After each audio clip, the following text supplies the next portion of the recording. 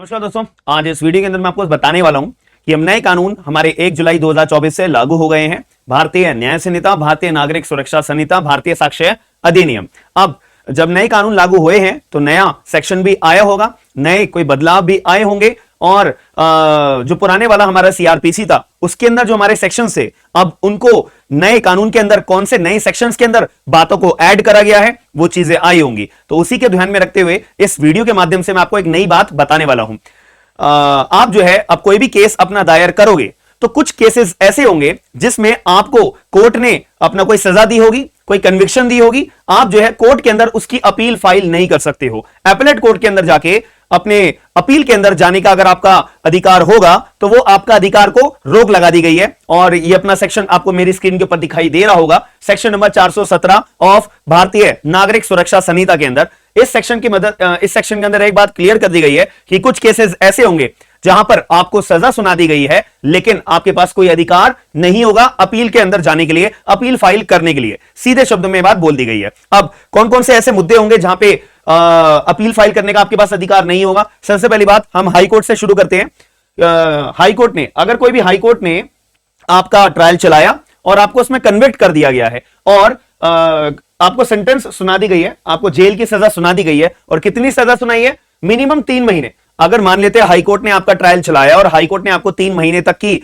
सजा सुना दी है, उस केस में आप अपील में नहीं जा सकते हो। यह बात को याद रखिएगा। या फिर अगर हाई कोर्ट ने आपको 1000 रुपए तक का जुर्माना लगा दिया गया है, कोई सजा जेल की नहीं दी है, कोई इंप्रिजमेंट की सजा नहीं सुनाई है, देन उस केस में भी आप अपील में नहीं जा सकते हो। यह बात को याद रखिएगा। और यहां पे बोल दिया है कि अगर दोनों सुना दिए कि मान लेते हैं 3 महीने की जेल भी दे दी और 1000 रुपए का जुर्माना भी लगा दिया हाई कोर्ट ने, याद रखिएगा हाई कोर्ट ने, देन इन केसेस में आप अपील में नहीं जा सकते हो। दूसरी बात यहां पे बोली है कि अगर कोर्ट ऑफ सेशन ने आपको कोई सजा सुनाई है, अब उसके अंदर आपको जेल की सजा सुना दी गई है, आपको इंप्रिजमेंट की सजा सुना दी गई है, और कितने टाइम के लिए? 3 महीने तक के लिए।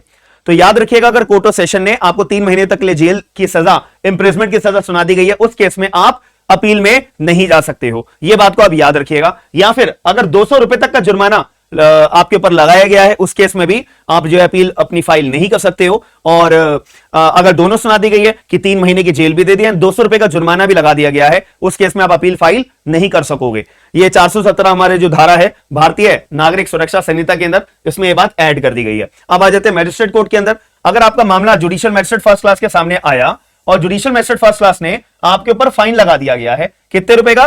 100 रुपए तक का।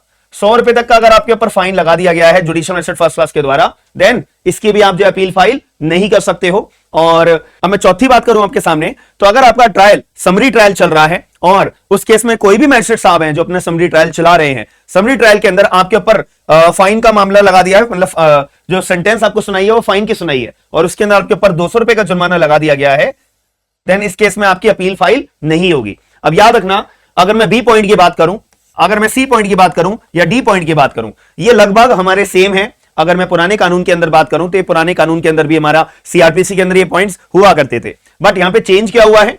क्योंकि चेंजेस अगर हम वकील के वकालत के तौर पे, एज एन एडवोकेट के तौर पे बात करें या जुडिशरी एस्पिरेंट के तौर पे बात करें, हमारे को चेंजेस के ऊपर बहुत ध्यान देना है। एग्जामिनर या हम एग्जामिनेशन पर्पस के लिए अगर मैं बात करूं या अगर मैं वकालत के अंदर बात करूं, हमें चेंजेस अगर पता होंगे तो हम नए कानून को बेहतर तरीके से समझ पाएंगे और डीपली, और उसको इंटरप्रिटेट कर पाएंगे और आसानी से हमें चीजें याद हो पाएंगी। पहले यहां पे हाई कोर्ट की अगर मैं केस के अंदर बात करूं तो पहले यहां पे 3 महीने की बजाय 6 महीने हुआ करती थी।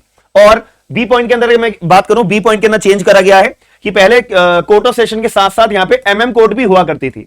ठीक है, मेट्रोपॉलिटन मैजिस्ट्रेट के बारे में भी यहां पे लिखा हुआ था, लेकिन अब नए कानून के अंदर केवल और केवल कोर्ट ऑफ सेशन का यहां पे अधिकार दिया है। एमएम कोर्ट के पास कोई, एमएम कोर्ट को डिलीट ही कर दिया गया है। अब पूरे के पूरे भारतीय नागरिक सुरक्षा संहिता को पढ़िएगा तो वहां पे एमएम कोर्ट के बारे में बताया हुआ ही नहीं है, बस यहां पे मेट्रोपॉलिटन एरिया के बारे में बताया, लेकिन एमएम कोर्ट के बारे में कुछ बताया हुआ ही नहीं है।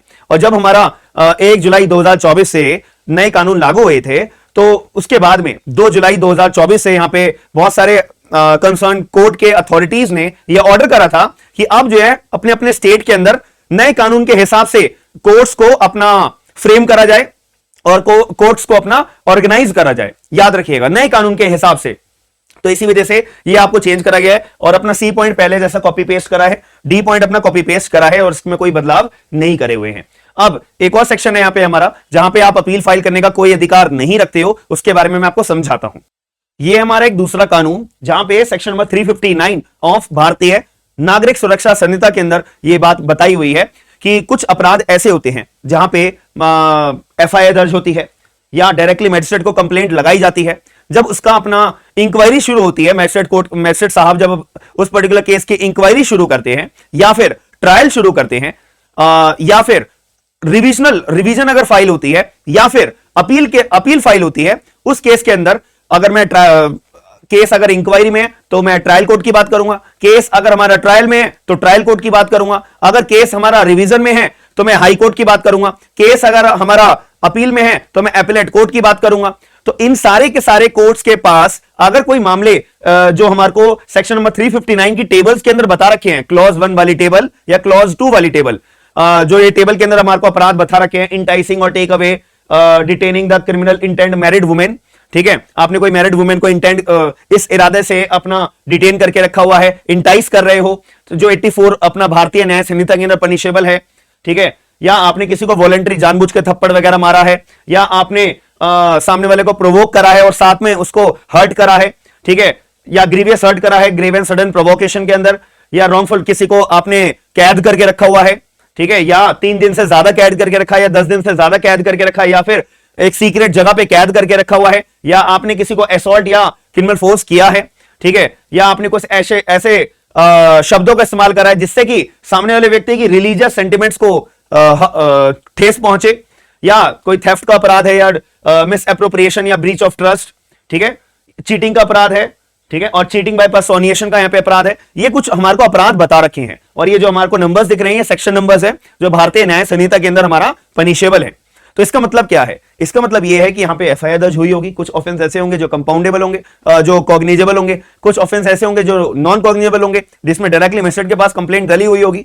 तो अगर अपना विक्टिम चाहता है और एक्यूज चाहता है कि दोनों यार आपस में कंपाउंड कर लेते हैं, मतलब समझौता कर लेते हैं, तो अब अगर ऐसा कोई भी केस जो हमारे को टेबल के अंदर मेंशन करा हुआ है, इन केसेस को अगर आप कंपाउंडेबल बना लेते हो, समझौता कर लेते हो, आपस में साठ गांठ कर लेते हो, राजीनामा कर लेते हो, अब बाद में अगर आपको कोई अपील फाइल करनी है तो आप इन पर्टिकुलर ऑफेंसेस में और कंपाउंडेबल हो जाने के बाद आपके पास कोई भी अधिकार अपील में जाने का नहीं रहेगा। यह बात को भी आप गौर करिएगा। तो यहां पे ये जो हमारा सेक्शन नंबर 359 है हमारे सीआरपीसी के अंदर, इसको सेक्शन नंबर 320 के अंदर बोला जाता था। जो क्लॉज 1 कहता है कि आप जो है आपस में अपना खुद साठ गांठ करके, राजीनामा करके, समझौता करके ऑफेंस को कंपाउंडेबल बना सकते हो। और क्लॉज 2 के अंदर भी एक टेबल है, क्लॉज 2 की अपनी एक ये टेबल होती है, ठीक है।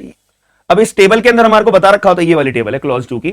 अब इस टेबल के अंदर जो हमारे को अपराध बता रखे हैं थोड़े से हार्श अपराध होते हैं। अब इसको अगर कंपाउंडेबल बनाना होता है ना, तो यहां पे आपको कोर्ट की परमिशन लेनी पड़ती है कि जज साहब ये मैं विक्टिम हूं और ये अक्यूज है, हम दोनों आपस में अपने अपराध को कंपाउंडेबल करना चाहते हैं, आप हमारे को प्लीज पनिशेबल हमारे को परमिशन दे दीजिए। और परमिशन देने के बाद जो मैंने केस एज अ विक्टिम के रूप में रजिस्टर करवाया हुआ है ना, तो उसको खत्म कर दो, रद्द कर दो। तो बाद में अगर जज साहब के सामने ये मामला आता है और जज साहब केस को खत्म कर देते हैं आपके समझौता होने की वजह से, राजीनामा होने की वजह से, देन बाद में आप इसकी अपील फाइल नहीं कर सकते हो। तो ये कुछ छोटे मोटे चेंजेस थे जो नए कानून आ जाने के बाद आपको as a common man, as an advocate, as a judicial aspirant और नए कानून के अंदर जो सेक्शन का बदलाव हुआ है ये आपको पता होना चाहिए। तो वीडियो के माध्यम से मैंने पूरी कोशिश करी है कि आपको ये चीजें बहुत इजी शब्दों के अंदर समझ में आई होंगी। अगर वीडियो पसंद आई तो लाइक जरूर करिएगा और शेयर करके लोगों को अवेयर जरूर करिएगा। मिलता है नेक्स्ट वीडियो के अंदर। थैंक यू, धन्यवाद।